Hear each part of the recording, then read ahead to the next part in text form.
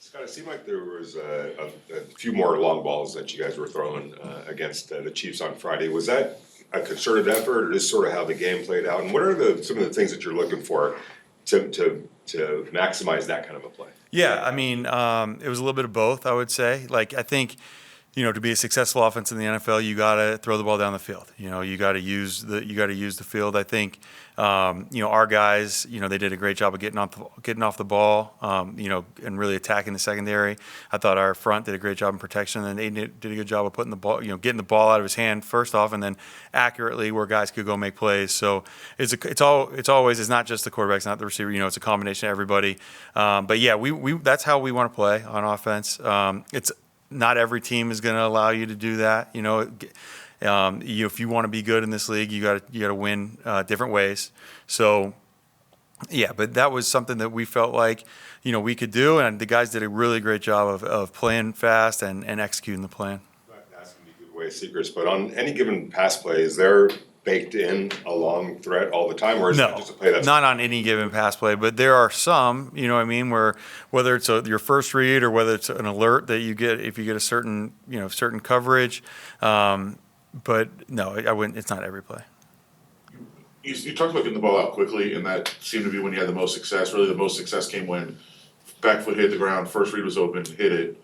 Like, is that how you want the offense to kind of operate, to be able to go that way? Yeah, I mean, I would love to get the first read open every single time, but it's difficult. But yeah, of course, that's when we spend a lot of time to designing plays. Like, we're trying to make it as easy as we can on the quarterback and the offensive line, and that's for him to get the ball out quickly. And a lot of times, like, quickly, it might not be like seconds on a clock, but it's like what you're saying, like maybe it's a longer drop, but when the back foot hits, the timed up with the protection, the ball's coming out. That's ideal, and then, I think Aiden did a really nice job on some of those plays where we didn't get the desired look and it got out of his hand, and we got some completions, some guys, we had a hot throw to DJ Turner where he got the ball in space and made a couple guys miss, and that ended up being a chunk play. So when you kind of design things to go a certain way, but then, we have a plan if it goes bad and the guys execute it, it makes you more willing to continue to call plays like that. Brock Bowers was named Rookie of the Month this morning. Knowing that teams are putting their best defender on him a lot of times, can you talk about just his growth potential on how he's handled that and where he could go from here? Yeah, he's got a very his standards for himself are very high, and he approaches it that way. So he works really hard. He doesn't think anybody. He would never say this, and he would have never said this to me. But I don't think he thinks anybody can cover him, and he gets frustrated when that does happen. I'm sure you guys have talked to him. You're not going to get a lot out of him. But he's a very competitive guy. You see him, his emotions come out on the field when he makes plays. We're going to try to continue to move him around. He's capable of that, obviously. And then the other guys, it opens stuff up for other guys, which we've seen in the last couple weeks. And, Brock, he made a couple plays in the first half, but they did a good job. And then, he got some plays in the second half of that game, and obviously got the big day. Patrick Graham was talking about how some of the toughest quarterbacks to defend are guys that can get the team into the right play call at the line of scrimmage, in and out of a play based on what the look that they're seeing. How much of that is kind of coached up by you guys, or just something that somebody brings to the table in that regard when you're evaluating? It's another thing that's a combination. There's certain styles of offense. Some guys are just, kind of build things into the play where they don't want a lot of thinking pre-snap and just want to play fast. But then there's certain plays where it's like, okay, it's not going to be good, or a certain play that we design for a specific look that the quarterback can get out of. And I think that's something that happens with QBs, like as their career goes on. They're able to see that. And also not just the quarterback though, but like a group. Like if you have an offense that's, 7 or 8 of their 11 starters have played together for a few years, now everyone can kind of do that, because it's not just the quarterback. Like, these are guys that are thinking, for example, I'm running hard off the ball to the left, and now all of a sudden they got to shift focus that they're pass blocking, and there's more to it than just changing the play.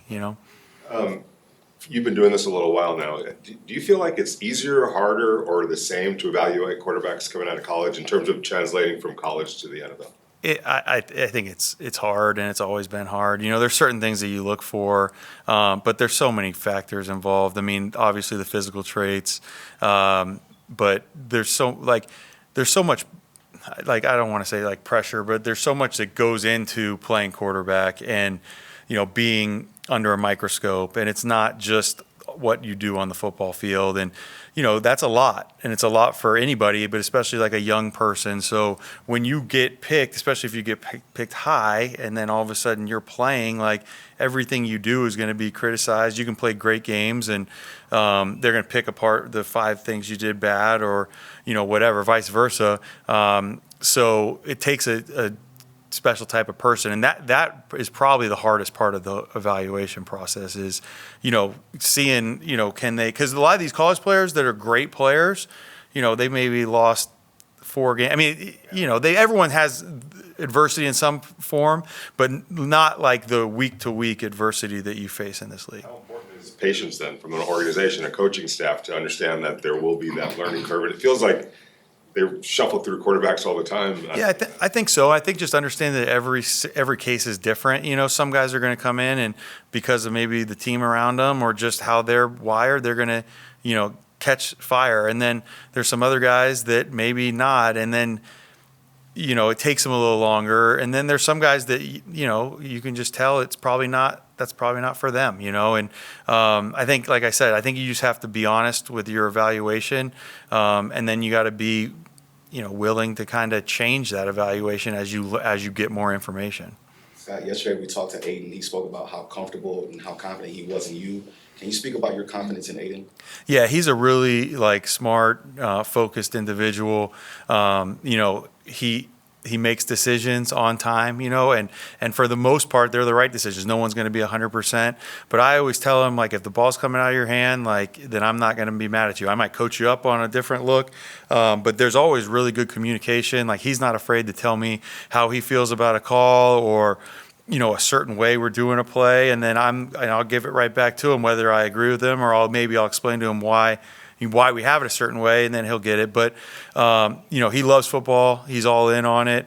And, I think the more he plays, the more he'll continue to grow. But, I wanted to give him a chance to make plays on, Friday night, and he did. It was fun to see. Obviously, not the result we wanted, but there was a lot of really good things that our guys did. I was proud of them. You look at the Tampa Bay defense, the head of the snake has kind of been Lavonte David, who's been there for a while. Can you just talk about, why he's been successful in the league for so long, and also do you believe that the Tampa Bay defense in general really resemble kind of what he brings to the field? Yeah, Lavonte David, we've had some matchups with him in the past, different places that I've been, and really got a lot of respect for him as a player, both, just the mental side of it, his football knowledge, and then just him as an athlete. He's a good tackler. He's been really good in coverage throughout his career.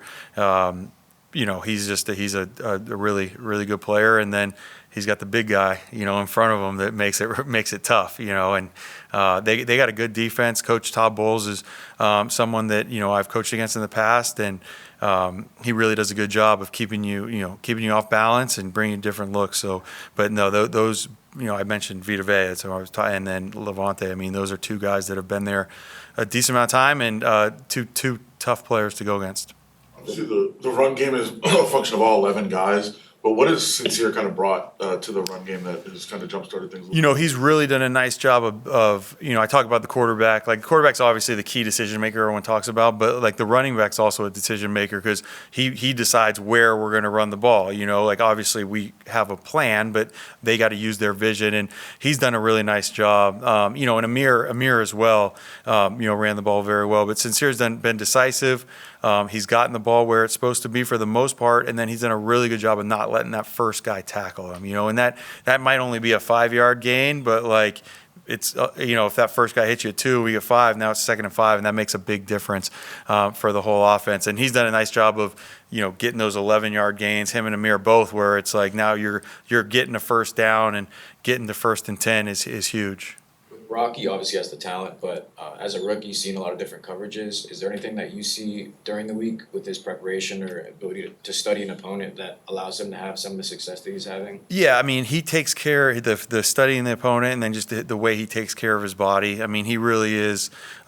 He's really all ball. You know, he comes in. He's one of the first guys here every morning. I mean, you can find him late at night in the facility. I know it's like a cliche talk, but you know, whether he's getting treatment, his body's healthy he can be, spending extra time watching film, kind of looking at the players that he thinks are going to be matched up with him in man, just to find different ways to get that separation.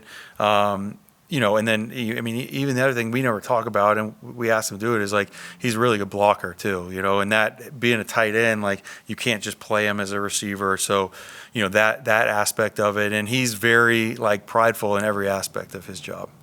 All right, thank you guys.